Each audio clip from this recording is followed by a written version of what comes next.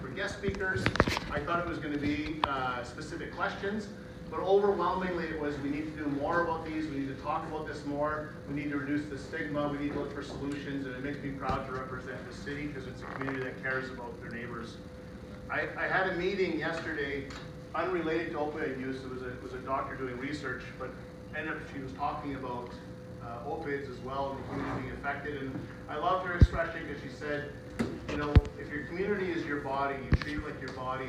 If you have an injury to your arm, you don't just cut it off and throw it away. You take care of it, you nurse it, you make sure it gets well again. You need to care about the whole body. And I think really, you know, Sudbury is that perfect sized city where we can't care for everybody else, and you can't just turn your blind eye to it and pretend it doesn't exist. And that's why, like I said, on beautiful weather like today, a crowd like this shows up to talk about what can we do and to learn information from our great speakers. I want to begin by doing a land acknowledgement. Sudbury is on the Robinson Huron Treaty Territory. The land we're gathered on is from the Tickmashing and Anishinaabeg treaties. I think it's important to recognize, especially for settlers and myself, that the treaties belong to all of us. They don't belong just to the First Nation indigenous people, they belong to settlers as well. We all have responsibilities to ensure that we're respectful. Before we begin, I'm going to ask people to, if you're able, to stand for a moment of silence. We recently had a loss in our community. It was 23-year-old Devon Lachance because of the opioid crisis. But as well, since we worked on this, I actually read this morning. There's a great story in the Sudbury Star. It starts here and continues on the inside fold. Amanda Byrne, who authored it, talks about her brother who also died from an opioid loss. And so I want to congratulate you and your family for coming here and sharing your story, having that courage and putting a real face on it so that we recognize, you know, these are people in our community, these are our brothers, our sisters, our neighbors, our friends, and also that it doesn't just stop when there's a death. It affects that family and their friends in our community, and we can't hurt alone. So if you're able to, can we please stand for a moment of silence for respect for those who are being affected in Sudbury and those who died because of this horrible, horrible addiction.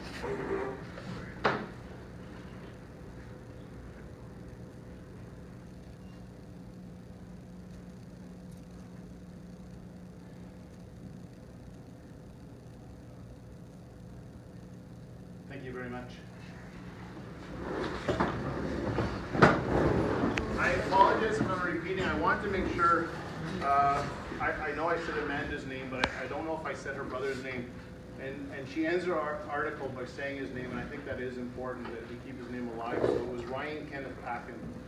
And so I think it's important and that we recognize that as, you know, one too many. And so again, thank you for all being here. It's so very, very important. So we're all here today because this is sort of keep walking for you guys. We're all here because it's a very serious issue. You know that. I don't have to explain it to you. Like I said earlier, the number one recommendation was let's keep having the conversation. Let's work with the drug strategy. Let's inform each other and get education. So some of you here have a lot of knowledge to share, and some of you here just want to get information. And I think this town hall is a great way to get that. And the more you know, or the more you have knowledge and education about stuff, the less the more stigma goes down, and you start looking at solutions instead of just pretending it's not affecting us. So we're trying to focus our town hall today on the community support drug pillar strategy. So we have health promotion, harm reduction, enforcement, and recovery. And so the speakers are going to try to focus mainly on one of those pillars as a format. As well, we're going to be doing questions and answers at the end. So probably Nick and Nicole will have pages. You can hand out pieces of paper. There's lots of pens around.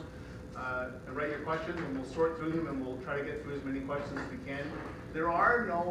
I knew nothing about this. When someone came, when people started coming to my office and phoning and asking for stuff, I knew literally nothing aside from there's needles people are finding in parks. And I knew the word opioid, and I knew a lot of people got onto it because of painkillers, and I knew it's addictive. So I knew the bare minimum, and I'm saying that to you because I want you to know that there are no bad questions. There are no questions that you think everybody else knows. These are all great questions. If you want to know about stuff, or if you have suggestions, or if you want us to do another one, and you want us, we missed the whole topic you think should be focused on, everything is important. So today's speakers are from different organizations. I'm going to just briefly mention who they are, and when I do the introduction, I'll do a longer one. So our first speaker is going to be Terry Jenkins, and just want to give a quick wave. And then we'll have Lisa Toner. And then we're going to have Staff Sergeant Rick Waugh. And then our final speaker is Roxanne Zuck, sorry. Who will be our final speaker, and then we'll pass around the piece of paper for questions. Nick and Nicole will sort through them, and we'll get as many through finally at the end. Just so my notes. Oh my goodness, it doesn't say here, but I want to thank my staff and the volunteers who organized this. I literally about half an hour ago was in Lake Ramsey, and I'm surprised media got here, and I drove home, got changed, came here, and the room looked like this, and there was food, and the speakers were set up, and none of this would be possible. Things like this don't magically happen. Well, lots of work behind the scenes. So to the volunteers and my staff, thank you very much.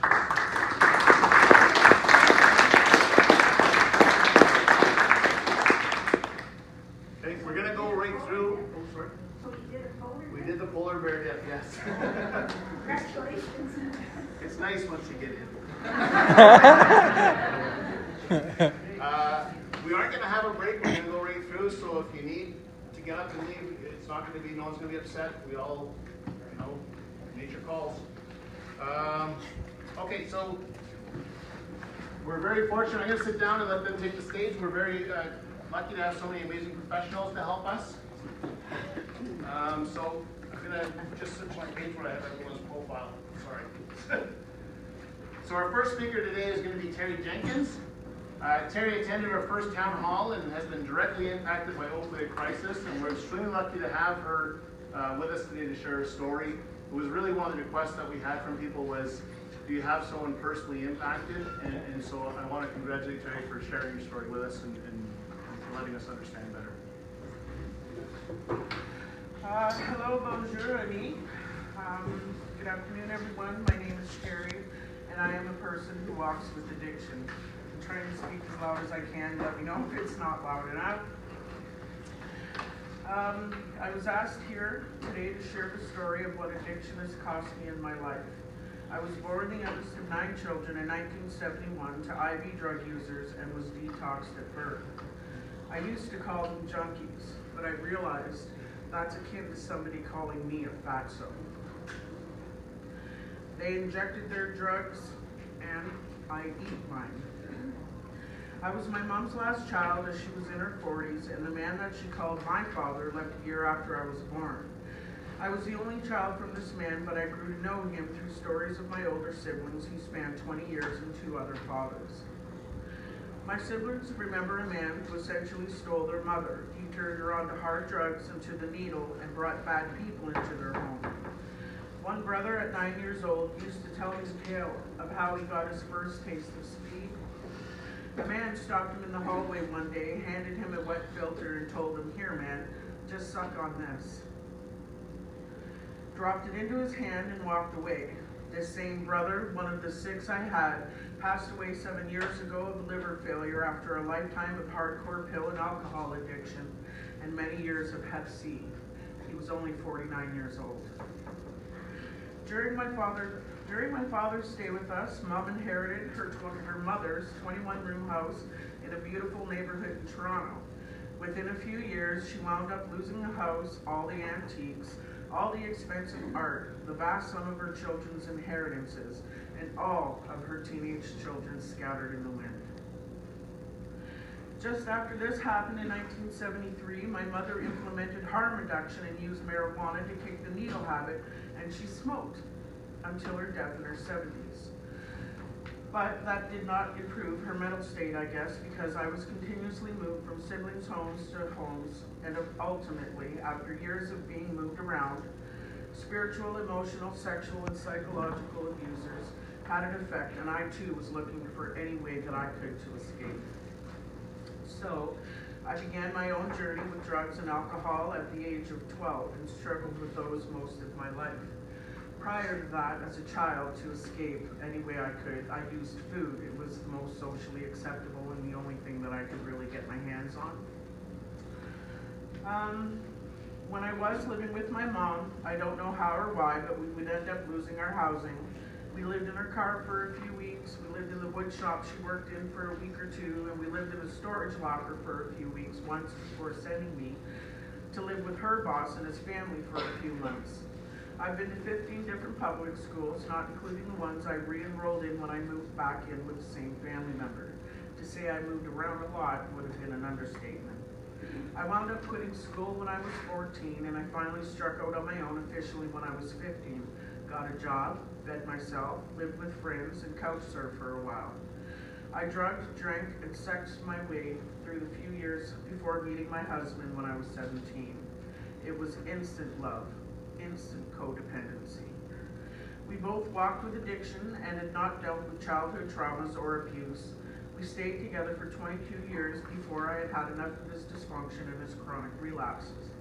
Then, by the grace of Creator, I was picked up, shown a different way, and my load lightened. I found recovery. I was given some tools to deal with the abuse and trauma I experienced as a child, so instead of drugging, drinking, and eating my way numb, I did the work. I got clean, sober, lost 100 pounds, and thought I didn't need the meetings anymore. I was wrong. I went to a workshop I was not ready for, and once I got triggered and the memories came back, my addictions once again became my way to associate. I was looking for that disconnect, to stop feeling, to run from the pain, which is why most addictions begin in the first place. Pain, trauma, abuse, neglect, abandonment. There is a direct correlation between these childhood experiences and addiction. It's been statistically proven that the majority of us, the majority who suffer addiction issues come from the same prior issues, which essentially means we need to heal the root causes of our pain, get to the core issues a lot of us are trying to run from. I wish I had stayed in recovery because being out of the program, without the fellowship, without the support system, I was left with nothing in which to deal with the tragic events that took place last year, and I've been eating my way numb ever since. You see, just over a year ago on a Sunday, my daughter and I lit a candle for her father who had overdosed 2 years prior. He was 49 years old.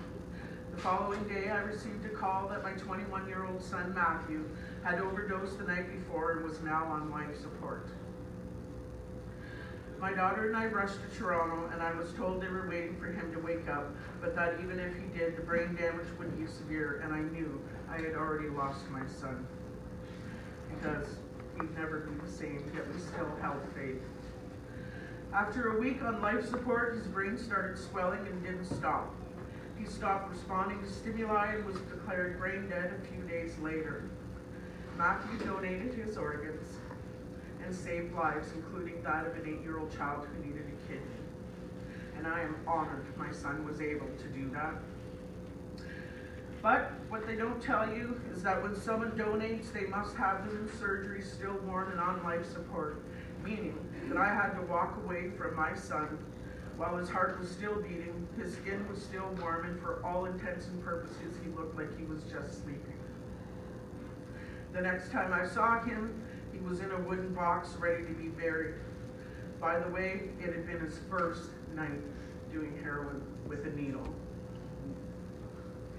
After my son's death, I contacted the person he used with, the guy that showed him how to inject him for the first time, and asked him how he felt knowing he killed my son. I told him he signed his death certificate, and for this I feel tremendous guilt. I projected all the anger, shock, distress, and rage onto him because I just couldn't handle the unfairness of it all. My son was a good man. He was funny, intelligent, forgiving, and a true gentleman. He was also a tortured soul.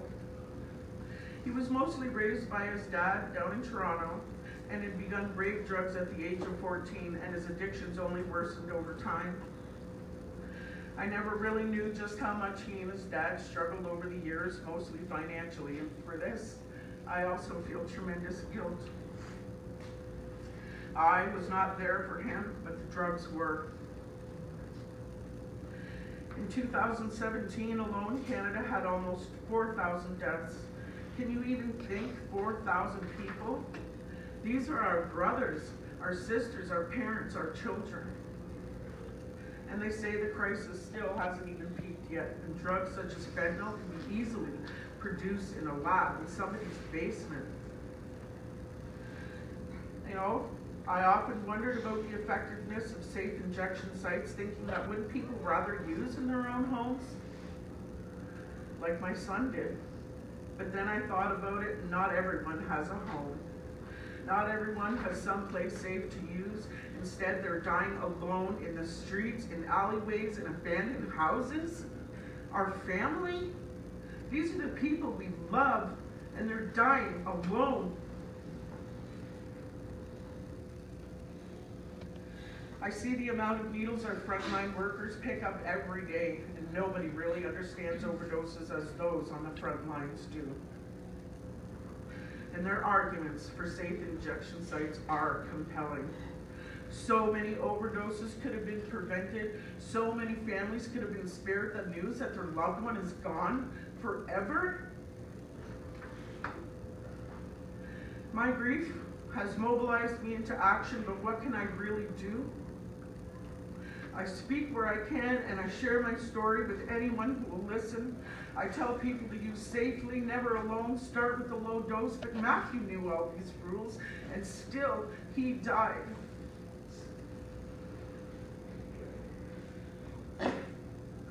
And how, really honestly, how can I judge his addictions? This last year, my comfort and drug of choice has been food, and although I can't overdose, I am slowly killing myself. But it's the way that I cope. The opiate epidemic, it is an epidemic of unprecedented proportions and the biggest health crisis of our generation, and the reality of it is our people are being poisoned. I believe they really do need to declare a public health emergency across this country. I just think we need to change the thinking on what the crisis actually is. It is my wholehearted belief that the addiction is a symptom and not the disease. I believe the disease is the pain, and there's healing for that. People just got to reach out. I really want to leave you all with a message of hope, hope for recovery and the chance of a new life. I know it's possible. I've done it a few times actually, because like it or not, relapse is a part of recovery. It's just in the getting back up that matters. In all honesty, recovery was one of the hardest things I've ever done, but it's also the most rewarding. And I want people to know there are those that care. And I don't want to preach to anyone, and I'm not going to tell anyone that what they're doing is wrong, because I know that what they're doing is surviving the best way that they know how. And I also want people to know we are people first.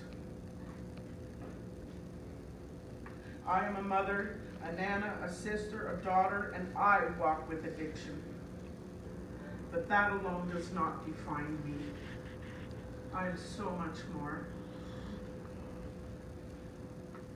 We must take solace and healthy comfort wherever we can, so please stay safe and hug your families if you're able, the ones you were born into and the ones you've made for yourselves, and if they're not available, come see me, because I give free hugs. Thank you.